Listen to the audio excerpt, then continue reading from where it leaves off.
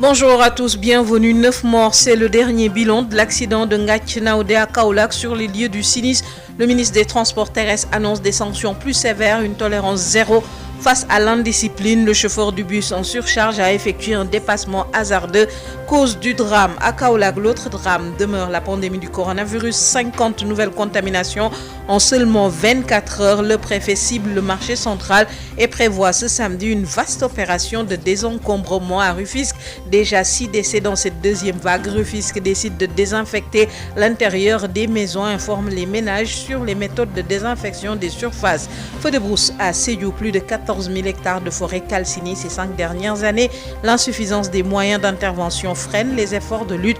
L'unique camion-citerne de la région est en panne, nous dit Moussa Dramé.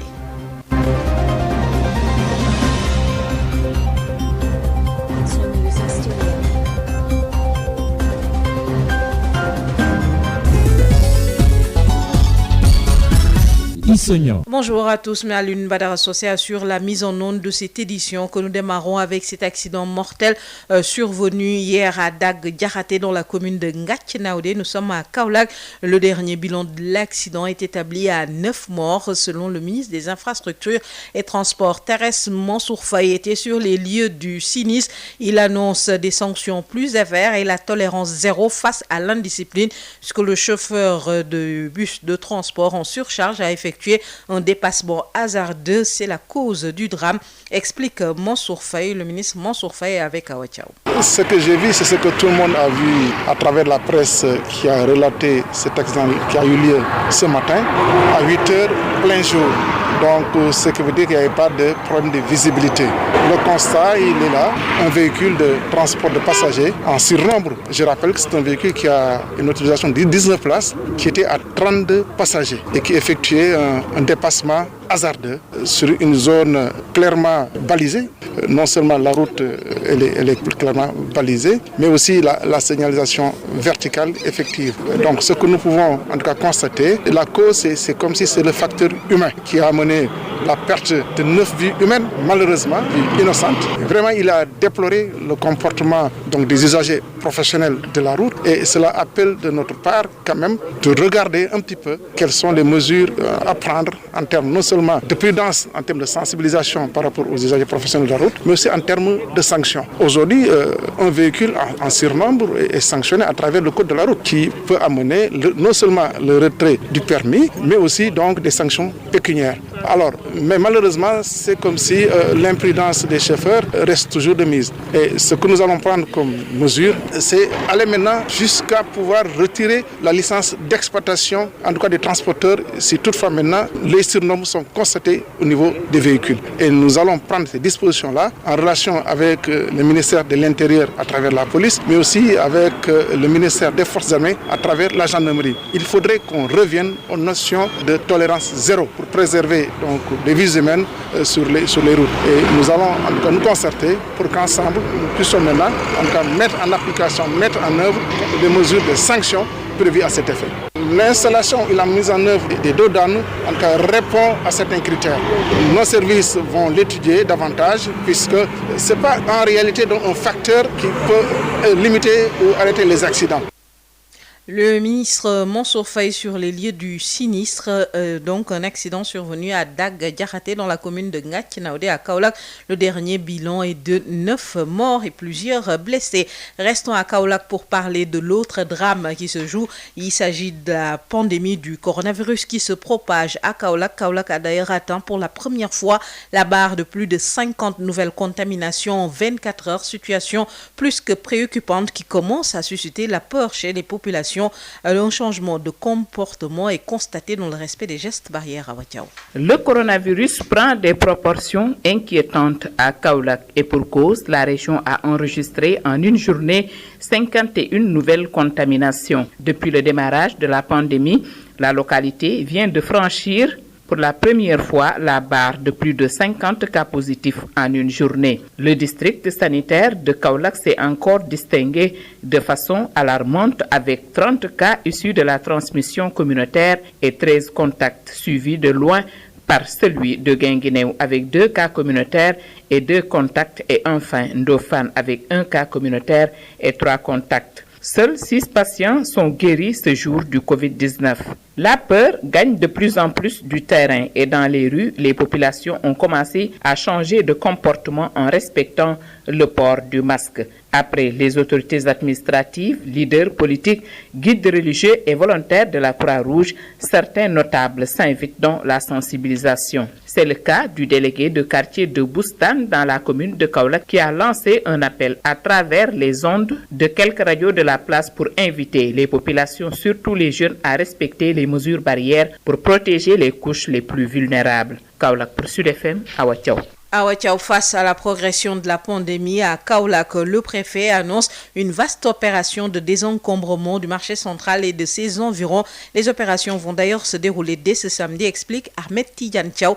Il faisait face à la presse. Propos recueillis par Awa Thiaw. Nous venons de prendre un certain nombre de mesures.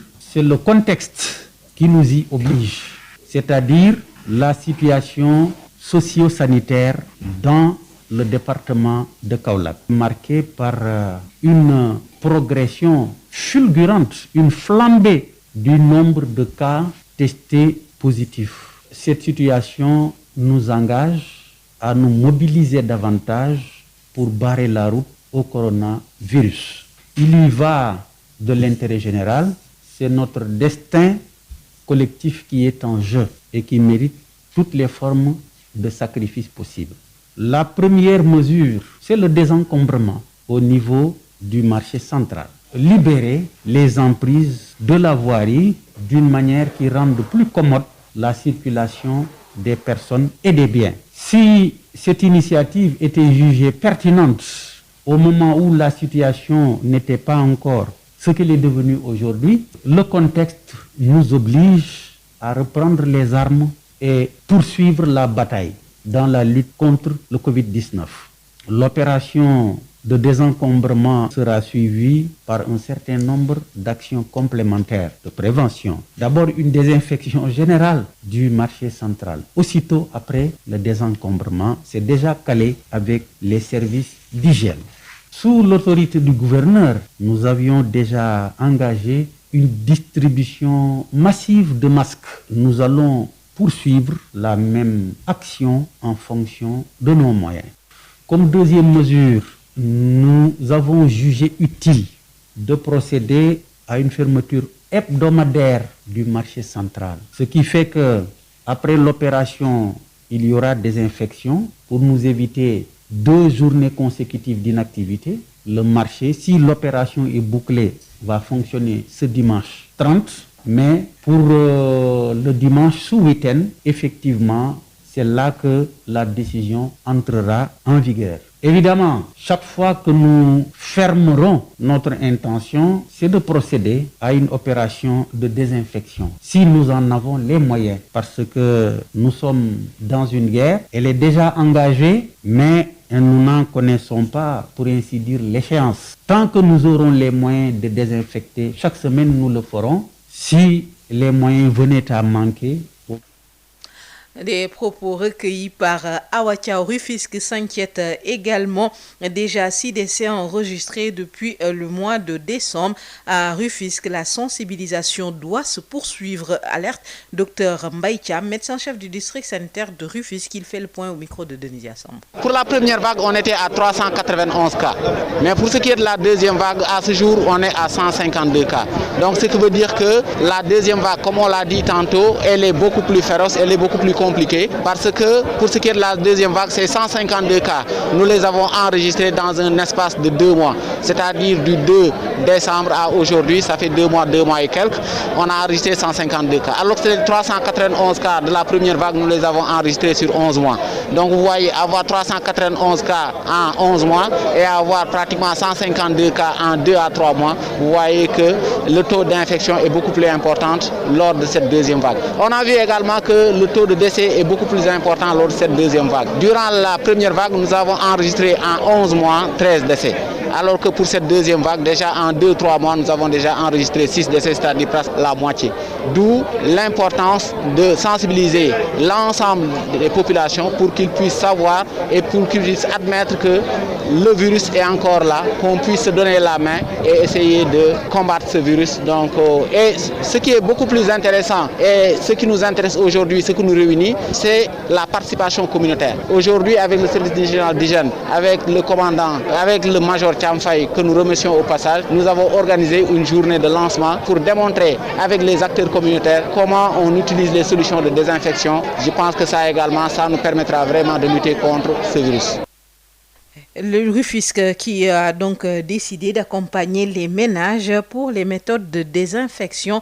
Une cérémonie organisée par le service d'hygiène à la mairie de Rufisque-Nord en présence de Denisia Samb. Expliquer les techniques de désinfection aux badianogor et ménages, c'est l'objectif de cette nouvelle stratégie de communication. Commandant Moustapha Khan, chef du service régional de Dakar. Si par exemple on leur dit qu'il faut désinfecter les objets et les surfaces au niveau des domiciles avec de l'eau de javel diluée, il faudrait qu'on leur montre comment il faut faire ce dosage. Parce que si les gens ne respectent pas le dosage, ils ne peuvent pas tirer les bénéfices qui sont liés à cette pratique. C'est pourquoi nous avons lancé cette stratégie de communication de proximité où c'est des prospections de masse que nous menons au niveau des maisons pour véritablement discuter de vive voix avec les membres des familles pour leur expliquer comment faire le dosage de l'eau de javel, comment faire la désinfection des surfaces et des objets. Parce que véritablement, on s'est rendu compte qu'avec la transmission communautaire, le virus peut se trouver partout. Rufisque-Nord, la commune choisie pour le lancement de cette nouvelle stratégie. Mam Omar Mané, le maire, s'est réjoui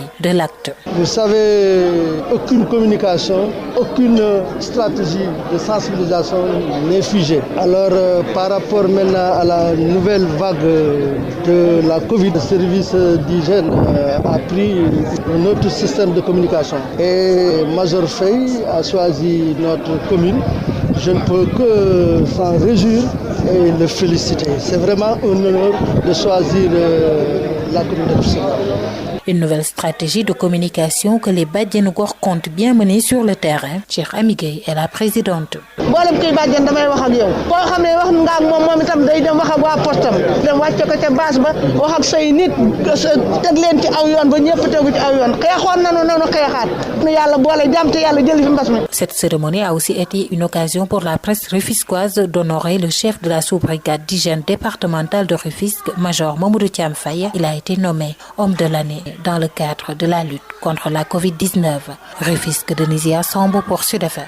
Direction Sédhiou, plus de 14 000 hectares de forêt ont brûlé ces 5 dernières années dans la région du fait de l'action de l'homme. Les services techniques sont régulièrement sur le terrain pour sensibiliser, organiser les stratégies de prévention en provoquant des feux précoces. C'est tout le sens d'une tournée initiée par l'inspection régionale des eaux et forêts de Sédhiou en rapport avec les partenaires de base. Cependant, l'insuffisance de moyens d'intervention plombe les efforts. En effet, le seul camion-citerne qui couvre toute la région est tombé en panne, Moussa Traoré. La région de Sédhiou est une zone névralgique en termes de sensibilité aux feux de brousse. Entre 2015 et 2020, une superficie de 14 259 hectares avait été brûlée du fait de l'action de l'homme. Et pourtant, les services forestiers sont toujours sur le pied de la sensibilisation. Ils organisent et surveillent régulièrement des feux précoces pour prévenir des incendies dévastateurs. C'est tout le sens de cette tournée organisée cette semaine par l'inspection régionale des eaux et forêts de Sédhiou. Inspecteur Ismaël Nyong est le commandant de l'IREF de Sédhiou. Le feu précoce, c'est un feu qui est allumé délibérément, réduire la quantité de combustible critique, ce qui fait qu'ultérieurement, quand un feu survient, il ne fera pas d'énormes dégâts. Et surtout dans les zones névralgiques, la région de Sédhiou regorge d'énormes potentialités agro-forestières. Aliou Diallo, le deuxième vice-président du conseil départemental de Sédhiou, alerte sur la protection des massifs forestiers. Nous avons 12 forêts classées. Donc c'est un patrimoine important aujourd'hui. L'intérêt de la forêt aujourd'hui est incommensurable. Avant toute action répressive, la sensibilisation des communautés est privilégiée, nous dit Madame le lieutenant Maria Mandiaye, chef du secteur des eaux et forêts de Sédhiou. C'est des réunions qu'on organise au niveau des villages, des communes et aussi utiliser les règles communautaires pour atteindre plus de monde. En cas d'incendie de forêt, la lutte se fera sans camion-citerne car le seul qui était opérationnel dans toute la région est tombé en panne. Adjudant Bakary Sonko l'a dit lors d'une antenne spéciale sur le sujet. Cette citerne est en panne. En ce qui concerne la région, c'est le seul camion-citerne. Nous avons toujours fait un plaidoyer en ce qui concerne vraiment la participation des communes. À Diallo-Kounda, dans l'extrême nord de la région, Imam Mamadou Seydou Diallo et les comités de lutte ont sollicité des moyens pour parer à toute éventualité afin de sauver les massifs forestiers déjà clairsemés par le trafic à outrance de bois. Moussa Dramé Sédhiou, Sud FM. Un mot de l'actualité de chez nous pour boucler. Retenez que le roi Mohamed VI a été vacciné hier contre le coronavirus, donnant ainsi le coup d'envoi à la campagne nationale de vaccination au Maroc, annonce un communiqué du Palais Royal. Le souverain marocain a été vacciné au Palais Royal à Fès. Et puis, un manifestant libanais blessé par balle lors de manifestations de protestations violentes à Tripoli, dans le nord du pays, est décédé hier soir, selon donc plusieurs médias. Fin de cette première édition. Merci de l'avoir suivi. El Hadj Maodo Faye s'installe pour le Wolof. Lorsque les autres visent Dakar, nous allons plus loin. Sud FM vous installe au cœur du Sénégal. Toute la différence est là, sur Sud FM. bu ñenn ñi diir Ndakaaru fekk ñun weesu nañu leen Sud FM moo leen di tàj ci xolu Sénégal lii nag mooy wute gi ci Sud FM. Lorsque les autres visent Dakar, nous allons plus loin. Sud FM vous installe au cœur du Sénégal. Toute la différence est là, sur Sud FM.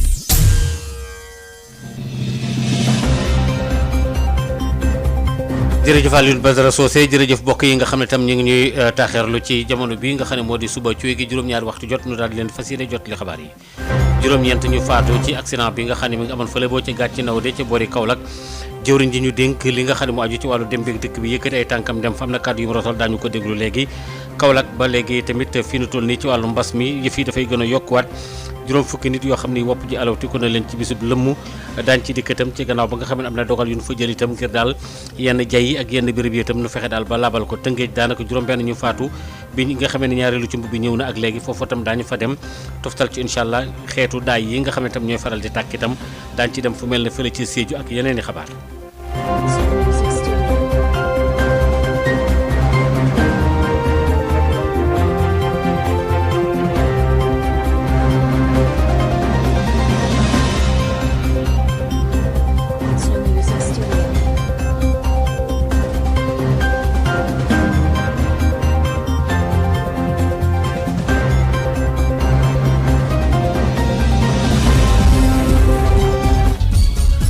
Maodo Faye mbokk yi kon fi saa si dañuy daal di door xabaar yi ci li nga xam ne mu aju ci wàllu accident bi ñu fi doon wax démb fële ca Daga Jaxate nekk ca commune bu Gàccinaaw de ca boori Kaolack foofee juróom-ñett lañu waxoon léegi yegg si nañ ba ci juróom-ñeenti doomu aadama yoo xam ne faatu nañu ba daal te it accident bi na mu tëddee dafa metti lool Mansour Faye ministre bi ñu dénk wàllu fànn boobu dem bi ak dëkk bi ak itam la ci aju yëkkati woon ay tànkam dem fa ne daal mbir yi fi ñu toll nii kët toll na foo xam ne fii nag fokk nag dogal yu tar ñu war ko mën a jël ñu déglu ko ci micro Awa Thiaw.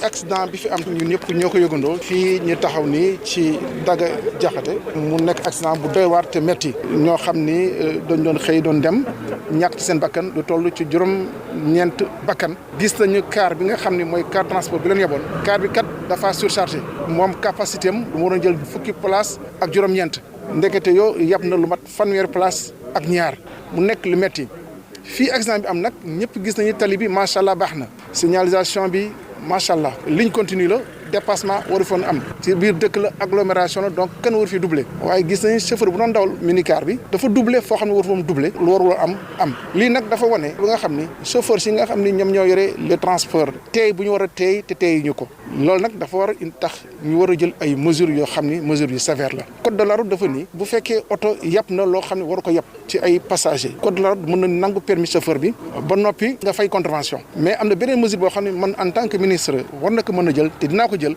léegi oto boo xam ne gis nañ ko ni mu surchargé dañuy nangu licence bi transporté bi kooku moom dañ koy mettre en application dinaa ci waxtaan ak sama naataango ministre de l'intérieur bi nga xam ne moo yor police ak ministère des forces armées bi nga xam ne moo yore gendarmerie pour que maintenant oto bu ñu gis nga surchargé passager yu nga war a yëpp dañu nangu licence bi loolu dana tax lu mel nii wax ma du am de waaye dana wàññeeku ci lu bëri ensuite dañu aussi def ay sensibilisation ci usagers yi professionnels maanaam chauffeurs yi pour que ñu war a def prudence foo warul doubler bul fa doubler foo war a yoot nga yoot foo waree daw nga war a daw donc loolu il faut nécessairement que mu mën a am yu mel ni mën ko éviter mën nañu ko éviter lu ñu war a mën a moytu la bu fekkee ku ci nekk ñun sa liggéey ni nga ko war a defee yaakaar na lu mel ni dootu am te dañuy ñaan lu mel ni bañ a am vraiment c'est regrettable c'est à déplorer facteur humain la maanaam ci nit ki la du question tali bi baax na lépp baax na waaye nit ki moo dawal boo xam ni waru ko dawale di doubler foo xam ni waru fa doubler musiba bi am président waxoon na ci wàllum tolérance zéro loolu dañ ci dellu sot bu neex yàlla te dinaa ci waxtaan ak samay naataango ministre de l'intérieur ak ministre des forces armées parce que il faut que quand même ñu mën a respecter loo xam ne yoon moo ñu ko teg charte yi moo ñu ko teg te loolu daañu ci taxaw maintenant revenir sur la notion de tolérance zéro. bañ a jéggal kenn loolu mooy tolérance zéro ci li nga xam ne mu aju ci wàllu accident yi ci wàllu mbas mi ca Kaolack googu ca la ñuy desandi ba léegi fii nu toll nii daanaka egg nañ ci juróom fukki nit yoo xam ni gàddu nañ doomu jàngoro ji ci bis bu ne maanaam daal bu nu xaymaa daanaka bis bu ne daal daañu natt lu toll noonu mu nekk nag mbir moo xam ne mii doy na waar lool tar na lool ba daal jaaxal na sax askan wi foofu nag war nañoo soppi nag doxalin Awa Thiaw.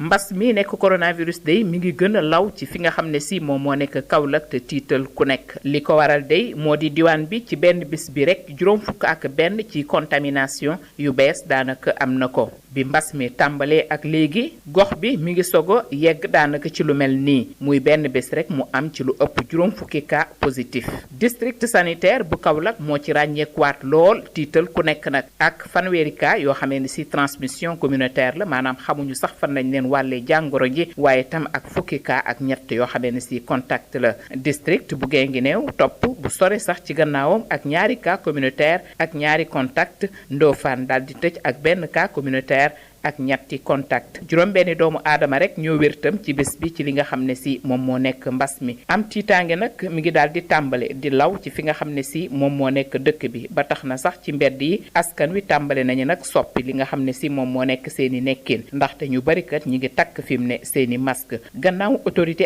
administrative yi leader politique yi ñi nga xamee ne si ñoo nekk ay kilifa diine ak volontaire yu Croix-Rouge yi yenn notable yi nag tàmbale nañoo joo seen loxo ñoom tam ci li nga xam ne si moom moo nekk yeete bi lu mel noonu le délégué de quartier bu Boustane ci biir commune bu Kaolack daal di def ginnaaw boo xamee ne si lancé na benn appel ci yenn rajo yoo xamee ne si nekk nañ fii ci diwaan bi di kañ askan wi rawatina ndaw ñi ñu sàmmoonteeg digle yi nga xam ne si ñoom la waa kër docteur def ndax ci noonu rek la ñuy mën a aare ñi nga xamee ne si ñoo gën a néew doole. Awa Thiaw doon jokkoo ak yéen fii ci diwaanu Saloum pour Sud FM. loolu sax Awa Thiaw tax na préfet bi nekk foofulee ne daal marché central ba moom fokk rek daal ñu daal di koy bale defaraat ko daal di koy seet daal nu ñuy def itam ba na ko ràpp tëj ci dibéer yi su ko defee ñu xool nu ñu mën a aaroo foofet ndax daal doomu jàngoro bi tar na fa te bëggunu mu gën a yokku Ahmed Tidiane Thiaw waxtaan ci ak Awa Thiaw. li ñu sumb nag li ko waral ñëpp xam nañ ko mooy tolluwaayu dëkk bi ci mbas mi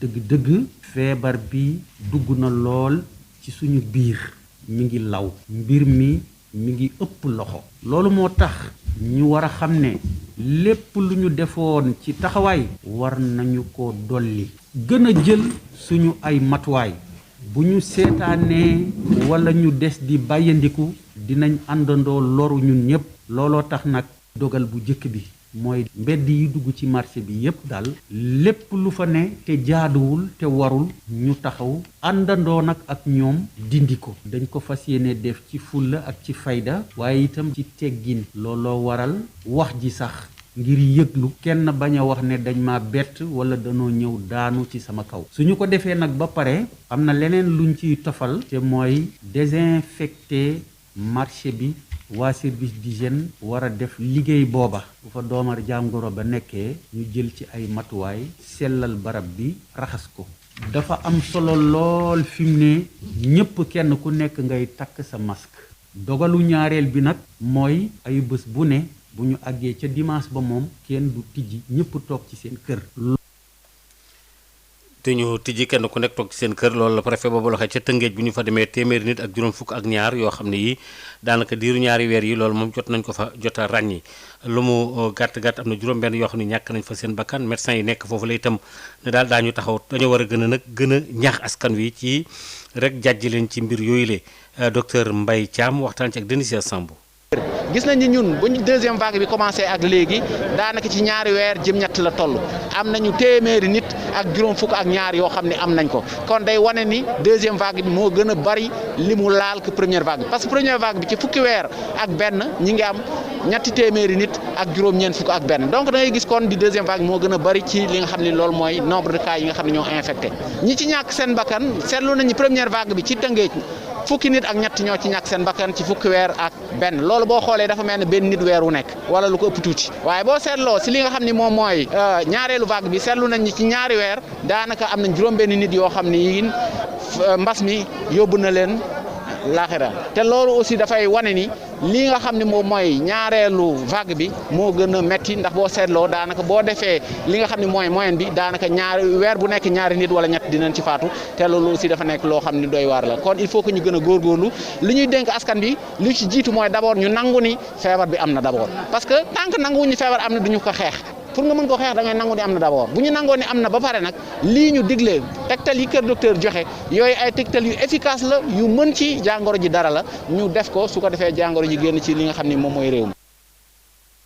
loolu nag moom mi ngi ko waxee ci jamono yi nga xamee ne service d'hygiène ñi ngi doon amal am ndaje moo xam ne mi dañ doon defaraat ak daal laabal yenn béréb yi def ay tooke ngir daal doomu jàngoro bi bañ a law. Denisia Samb.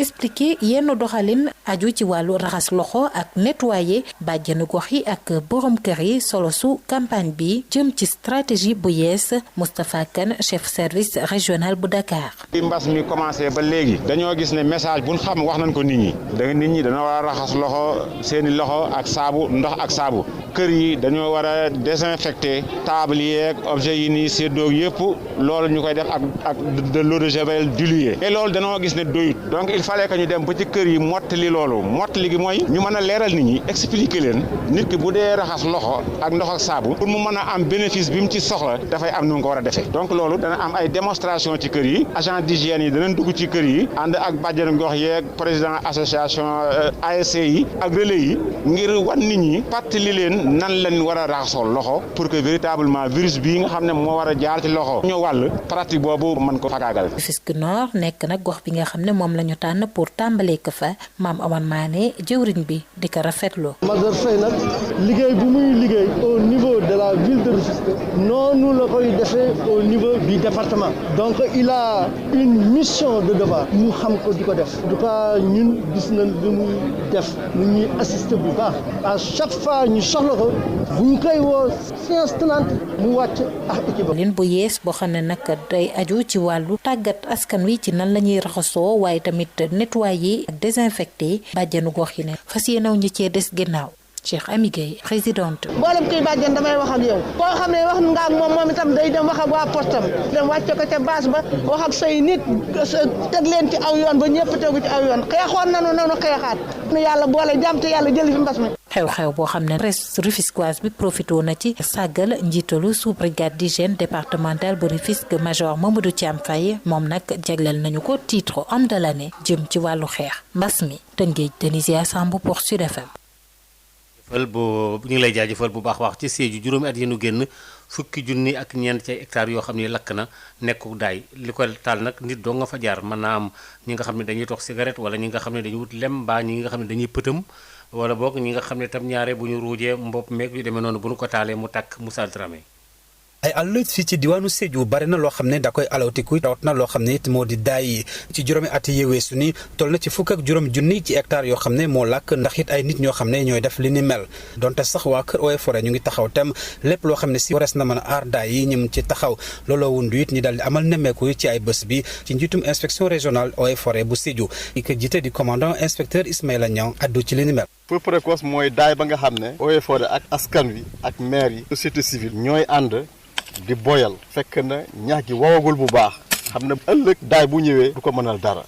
région de Sédhiou fa doon diwaan bu naat ñoo ëpp lu ñuy béy darkase ku ne xam na ne ay milliards yu bëri lay jur ci Sénégal ñii jiitu si ñuy béy banaan région de Sédhiou si la bokk ñuy béy ceebu nawet région de Sédhiou si la bokk àll bi naat joxe ay meññeef di am ay recettes yu am solo te daay ñëpp si war a jóg mu bañ a naxasal naataange boobu fii si région de Sédhiou. Aliou Diallo nekk deuxième vice-président conseil départemental bu Sédhiou di artu ci li ni mel. 7330 km² de superficie que nous avons. Nous avons 83 000 et quelques hectares de forêt. 12 forêts classées. Forêt classée boobu njëriñ la ci région bi donc ñun ñoo ko war a sàmm. laat nag ñu ci teg ay daan dafa am yeete bu yaatu boo xam ne ñu ngi koy amal ci askan wi ñu wër ci bàyyi xel ki wax li ni mel di madame lieutenant Mariama Ndiaye nekk chef secteur eaux et forêt bu Sédhiou. sensibilisation des populations mun na romb sànni cigarette mu tàkk après mu dugg si tool yi wala mu dugg si kër yi moo tax ñuy ñëw tey pour wàññi risques yi nga xamante ni feu de brousse mën na koo indi. fii ci diwaanu Sédhiou wërngal kap bu daay amee daanaka dafay jafe lool ñu mën ko fay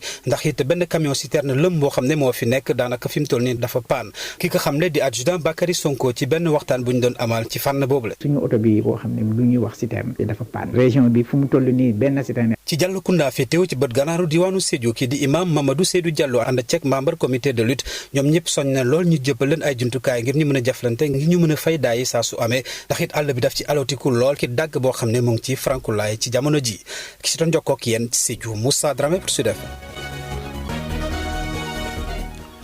ci loolu kon nañu dem ci wàllu tàggat yaram ak tamit ci wàllu football bi entraîneur national bi di Aliou Cissé mi ngi woon ci benn école bu nekkoon fële ci boor diwaanu Ziguinchor fekkoon boobu ñu duppee Francisco Carvalho daal doon leen seet itam gis rek ci li nga xam ne ab taxawaay bu mu fa def mu am solo lool ci xeex bi ñu xeex coronavirus bi Ben Michel Kanfoudi. tàggatkat équipe nationale football bu Sénégal dugal na loxoom ci xeex jàngoro ji di mbas mi te ñu koy wooyee coronavirus Aliou Cissé nag yitteem mooy def sensibilisation ci établissement scolaire yi. mbas bi nga xam ne moo nekk fii Sénégal ma nekk ci àdduna bi muy Covid 19 bi. Jusqu'à présent comme ni ma ko doon waxee xale yi nee naa leen seen waajur yi ñoo leen mës a toppatoo di leen aar ci maladie yu bëri waaye tey ñoom seen tour la ñoom parce que xale yi ñoom ñoo war a aar seen i waajur tey loolu mooy sama tànk fii. école élémentaire Francisco Carvalho ak El Hadj Seydou Kane ñoom ñooy première étape entraîneur national Aliou Cissé te ay conseillers am daa mel ni ki élèves yi daal dinañ koy gàddu bu baax a baax Mame Fatou Aïcha Faye mooy présidente gouvernement scolaire Francisco Carvalho. nuyoo coach bi bu ñu ñëw seet si tey ñu bëgg a redoubler respecter mesures barrières yi. coach ñi ngi promettre dinañ respecter mesures barrières yi pour éviter corona. promettre gën a liggéey école pour doon entre les meilleurs des élèves du Sénégal. tournée de sensibilisation boobu nga xam ne entraîneur national bu Sénégal Aliou Cissé sumb na ko nag nee na daf ko def ngir béy waaram ci xeex jàngoro ji di coronavirus ki doon jokkoo ak yéen fii ci diwaanu Ziguinchor Ben Michel Kanfoudi pour Sud FM. Ben Michel ñu ngi lay jaajëfal bu baax a baax ci li nga xam ne moo jëm ci wàllu ki war a jiite CAF moom ñu koy xëccoo te Augustin Senghor bokk ci itam Aliou Cissé yëkkati ci ay kàddoom ne kooku di Augustin Senghor mën na koo nekk te am na yaakaar tamit ne maanaam daal mu ngi ko ci jàppale am yaakaar it ne dana ko jël ñu déglu ko ci micro Ben Michel Kanfoudi. tey gëm naa ni que pare na pour jël CAF bi parce que bu ñu xoolee depuis pratiquement 10 ans li muy def ci football Sénégal bi wane na ni que am na capacité bi wane na ni que am na expérience bi te nit ku décomplexé la. waaw loolu lu am importance la xam na tey exigence su haut niveau yàgg na fréquenter ay footballeurs de haut niveau xam na tamit code haut niveau bi je pense que tey genre président yooyu nañu soxla si suñu confédération africaine bi mooy président yoo xam ne am nañu vision te Augustin gëm naa ni que vision am ci football africain bi moo waxuma sax ci football Sénégal mais ci football africain bi ñëpp xam nañ ko donc ñu ngi koy ñaanal te am nañ ci yaakaar bu baax a baax waaw parce que tey bu ñu xoolee background Augustin Senghor foog naa tey candidat yan ñoo fa nekk yëpp kenn ëpp ko background te kenn ëpp ko tamit résultat ci lu mu fournir ak équipe nationale am donc ñu ngi koy encouragé bu baax ñu ngi si ginnaawam di ko ñaanal bu baax a baax ñaan na ko yàlla def président de la CAF. mbokk yi kon foofu la ñu daal di taxawandi ba ci kanam tuuti juróom-ñetti waxtu incha allah ñu ñëwaat ci yeneen i xabaar.